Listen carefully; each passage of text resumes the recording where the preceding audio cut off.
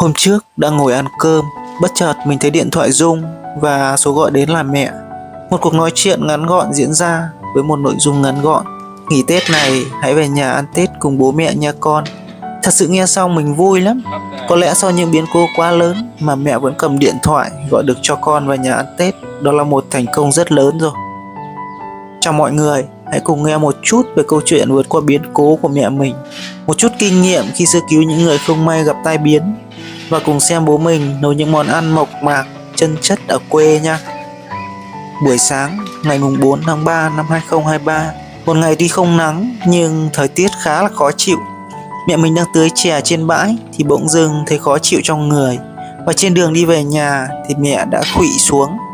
Nhận thấy mẹ có những dấu hiệu bất thường và bị nôn, bố mình đã để mẹ nằm nghiêng ở nguyên vị trí chỗ mẹ mình khuỵu xuống, rồi vội lấy máy kiểm tra huyết áp và gọi xe taxi để chuyển mẹ đi viện gấp.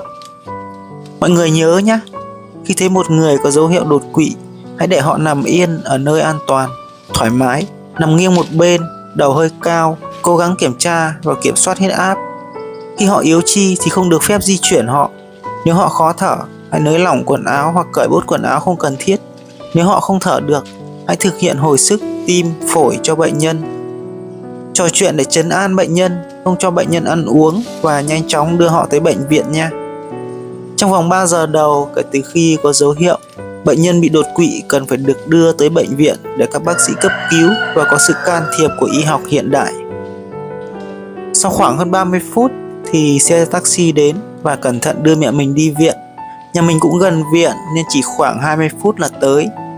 Ngay sau khi đưa mẹ mình vào cấp cứu, nhận thấy tình trạng của bệnh nhân rất nặng nên các bác sĩ đã nhanh chóng chụp phim, tư vấn, hỏi ý kiến của người nhà và tiến hành phẫu thuật. Sau khoảng vài tiếng phẫu thuật thì thật vui khi các bác sĩ thông báo ca phẫu thuật thành công và chuyển mẹ mình lên hồi sức tích cực. Nhưng sau đó, những khó khăn thực sự mới đến với các bác sĩ điều trị khi họ phát hiện mẹ mình có quá nhiều bệnh nền và luôn trong tình trạng có thể ngừng tim. Trong thời gian đó, bác sĩ đã rất tận tâm điều trị cho mẹ mình, rồi vừa làm công tác động viên, an ủi với người nhà. Và rồi một trong những điểm tích cực rất lớn, đó là mỗi lần vào thăm mẹ, mình luôn quan sát tỉ mỉ khuôn mặt của mẹ và nhận thấy rằng dù trong tình trạng hôn mê nhưng mẹ vẫn luôn nghe được những gì mình nói. Rồi cũng vừa nhân ngày 8 tháng 3, mình đã bảo bố mang một bông hoa xuống tặng mẹ. Một bông hoa hồng có lẽ là đẹp nhất trong ngày 8 tháng 3 vì nó là một cú hích tâm lý rất lớn và mong mỏi muốn tỉnh lại của mẹ mình. Những ngày sau đó, mẹ mình phục hồi tốt dần lên từ một bệnh nhân bị đột quỵ quá nặng và có quá ít cơ hội được sống. Nhưng mẹ mình đã phục hồi một cách thần kỳ. Sau khoảng 1 tháng thì mẹ được lên tập phục hồi chức năng, rồi sau 2 tháng thì mẹ được xuất viện về nhà. Giờ đây tuy chưa phục hồi lại được như trước, nhưng thấy mẹ đi lại được là cũng thấy vui lắm.